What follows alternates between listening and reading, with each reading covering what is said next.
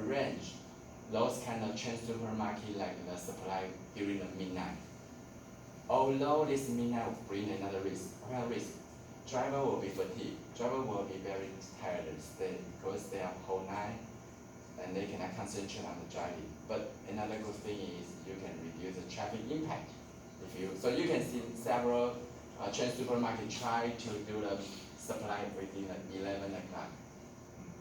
Okay, that's number one.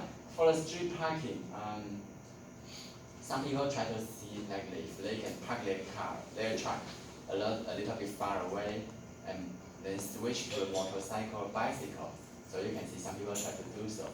And for the emission, some people try to examine the truck, make sure they have always do a very good protection to do so, and maybe maintain a very new car, because some freight companies try to use a very old cars. That's another problem. So the old cars will have lots of emission. And number four is like the limit accident to detour outside the city. You cannot just inside the city. Some peak hours, if traffic is very high peak, they want the truck just escape outside. So you can see we have several strategies you can hear one by one. So I try to list several trends in logistics management. Some might be very big problem in the supply chain risk management. And you can feel how to solve that. And during your final term project, maybe you can think about you found out one case that is very interesting, and then you can try to do your best. We talked about SWOT analysis before. You can do your SWOT also. You can try to do this way. I try to cut off lots of activities and try my best to solve one by one. I identify lots of problems, and I can solve one by one. Okay, so that's a trend. Several recent survey found lots of maybe more than 50% of the companies, they try to focus on the planning new in transportation and warehousing. Lots of people try to spend lots of different effort to reduce the risk in different parts. 53% think procurement may bring lots of risk. Why? That during a procurement purchasing, sometimes it involves lots of we call it financial risk. What happened? Anyone want to guess? Why procurement? Procurement just, how will you think in procurement? Just, I found lots of the supplier, I try to ask for the price, I pick up who give me the very best price, I buy it. Is it that simple? No, definitely not. So let's think about more details. What happened? What's the real issue in the procurement? Main risk is based on the demand forecasting uncertainty. What happened? You want to do the procurement, means it's based on your sales forecast or demand forecast. But what if real demand much less than your original demand? What will happen? You order a lot of material, you cannot finish that and sell all that. So your financial will be another issue. Another situation would be you order several things, but you need more, but you cannot order with that. So mainly procurement risk management, we will back to the focus on the demand prediction and forecast techniques. They are highly related. So I just want to let you know. Some people try to working on the inventory management. It's also very important. We work with several companies past 2 or 3 years. Many help them thinking about how to have the better inventory management. Okay, so I try to list them. And several different papers have a different viewpoints. Globalization is also very important and reduce.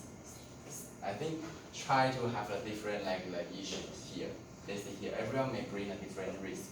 Even though you may think outsourcing looks fine. Why we need to do the outsourcing? We want to save the money. We want to save a cost. Maybe we don't have the capability to produce our cargoes. But what kind of risk will happen? Number one, very good, quality. You have to make sure your quality is very good. Number two, you lose all your capability to produce your cargoes. you highly rely on others. But if someone, for example, the capacity very highly limited around the world, your competitor give them the better money. They want to focus on your competitor. They don't want to help you anymore, and you will lose all your business. You know, our sourcing looks good in the supply chain management because everyone thinks it's very good to save your cost. But outsourcing also is kind of, you know, highly terrible thing because you can think out like the Apple, Samsung, every year they try to fight with each other, and they always fight with like to bring the, you know, to fight with the material and the capacity. So just want to let you know. Okay, I think, okay. Hopefully I can go fast. Alright, so most of people like to integrate the supply chain, but I told you that it's very difficult unless you merge those kind of business. It's quite so difficult because I listed several ideal things here, but in general, most of business doesn't like to share their information with each other. That's the key point. So unless merge, I say, otherwise very difficult to do the supply chain integration. But still, something you can work on together. For example, so far we know transportation. Some companies like to do what we call a union transportation. They work together. Because my cargoes is very few, I cannot fill a whole container truck. Maybe I can find out some others working on together. We merge together. Similar to warehousing. Some companies found like if they just build up their warehousing, they cost a lot of money. But if they rent some space and other company rent some other space, that'll be fine. So I would say like try to start to collaborate with several activities. Okay. Some people try to define what's the meaning of internal integration, and I try to give those are kind of like previous comments, but you can see like that's what we want to do during the whole integration. Although I mentioned it's very difficult, and sometimes we talk external. What's the difference between internal and external? Internal means like within your company, all your operations you can control. External means like outside your company, everything you cannot well control. Even though for the natural disaster, we also attribute to the external impacts. So you can see like that's a mainly easy way to deal with that. Okay, so 3 levels for the integration, if possible. Again, it's very difficult. First, you can try to start with like the separate activities we call the transportation warehousing. Second, try to start from internal, and say third one with the external. But again, which one is easy way to do those 3 parts? You can imagine that. Level 1 is easy to do. No interest conflict. Second term is also fine because like the internal, you can control your company. The third one is somewhat difficult. Lots of things you cannot control. Okay, before we finish this hour, I would like to list several, if possible, you can do external integration. I list several benefits here, but not listed, but you can see. This one is very difficult again, and easier planning with less uncertainty. What does that mean? You can imagine if several companies, you can dominate the whole market share, maybe 90% of that, which means if you can work together, you don't need to do the demand forecasting one by one. You can work on together. You can reuse that. And that's also very important in relating. Some companies try to do so because the demand is very difficult to reduce. And sometimes you can remove some duplicated work. Okay, I think that's fine. Integration of the risk and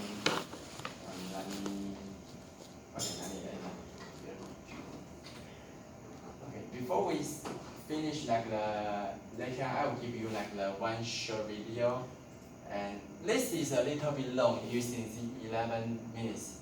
So I prefer to play right now during the break time, but it's fine. Even though you don't listen, it's fine. I just want to save my time. So during the break time, I try to play this video. They start to talk about the whole history, why Dyson want to develop EV cars, and why eventually they decide to quit and they have 11. But after our break, we will be back to this short video, okay? Okay. And Joanne, if please finish, please help me to close down. Alright, so we take 10 minutes break and you can enjoy this video if possible. Company best known for making vacuum cleaners and air dryers. You can feel free to Have take a rest. recently announced that they're cutting their $2.5 billion electric vehicle project. A lot of the news outlets are reporting that this means bad news and that the EV bubble will burst. So we're talking about Dyson particularly, what their aim was, and why they decided to cancel their electric car program, and what it means for the industry as well. But before we get started, we want to take a moment and say thank you for watching. If you're new, take a moment and hit that subscribe button and bell icon so you don't miss our future videos. We are a channel dedicated to the future of energy technology. I'm ready. This is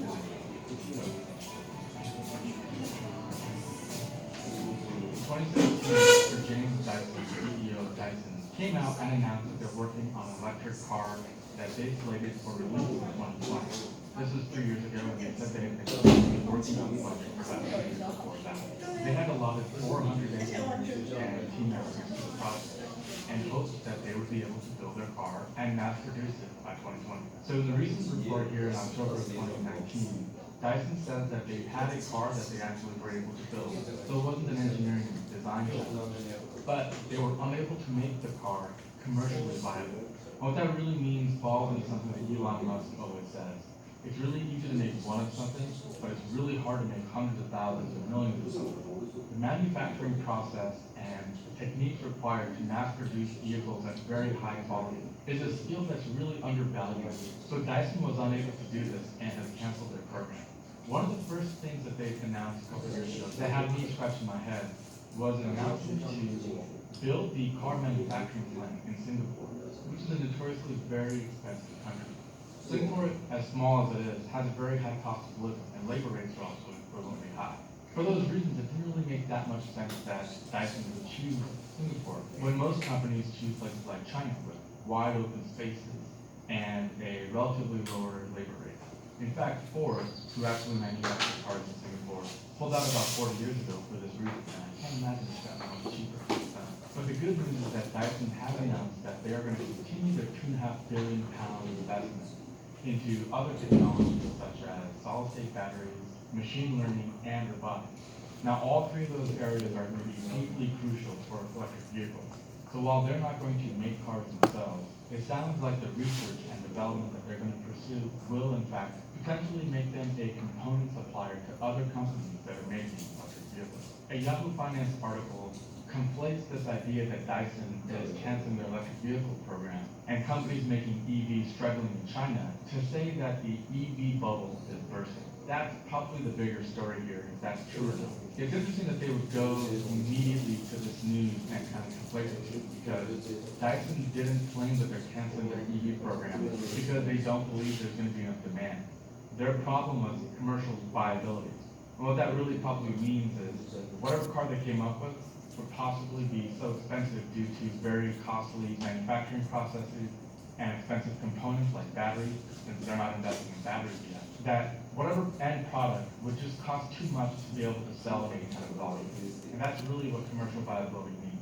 In business, you have to figure out how many you want to sell and what kind of profit margin you're going to have, and determine if the sales times profit will be enough to keep your company afloat. And Dyson believed they probably couldn't get the cost down low enough or be able to manufacture in high enough volume to make this business lucrative. And instead they decided they're going to be a research and development company in the outskirts of the EV world. Now, it is true that there has been some turmoil in China, but that news is something that we have to probably dig in deeper into. Companies like NIO, who have suffered and who currently make about half of the world's EVs, have shown that their stocks have taken hits because of sales. But it's really difficult to fully understand the Chinese market because the Chinese government has provided deep subsidies to companies and customers to promote the EV market in China. They identified that this is a burgeoning industry and that they wanted to get into it, and they wanted to be a front runner in this new market. They had a very similar tactic with solar panels. When they saw that solar was becoming increasingly popular, they flooded the market and made it very cheap and cost effective for companies to manufacture solar panels in China. So for this reason, it's likely that NIO and other Chinese companies sold more EVs than they probably would have naturally because of these deep subsidies. And now that the Chinese government is cutting back on that due to other slowdowns in their economy in general, that this ripple has caused some negative effects in their market at large. This is one of the dangers of over-government intervention and regulation in industries and markets, because when they're in and providing subsidies, we don't truly know just how viable a company or a business might be, and when the government subsidies end, we don't really have a better idea then of continued success or if it's just a bubble waiting to burst. Now, in comparison, the U.S. does have subsidies for EV sales. They have subsidies for other things as well. But for Tesla, that's drying up. December 31st, 2019 will be the last of the Tesla subsidies at a quarter of their original amount. In 2020 and forward, there will be no federal subsidies for Tesla car sales. But Tesla doesn't seem to have this problem, and their demand is high, and in fact, they're introducing new models. So unlike the Chinese companies, Tesla has introduced a new model, the Model Y, which should go into full rate production in 2020, and they're about to unveil the Tesla pickup truck in November sometime. So they're going the other direction.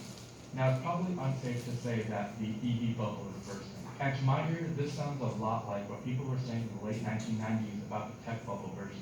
It's true that whenever you have a burgeoning industry, everyone has dreams of making it big. And so the joke back then was that if you just built a website, anybody would be willing to buy your company out for millions of dollars.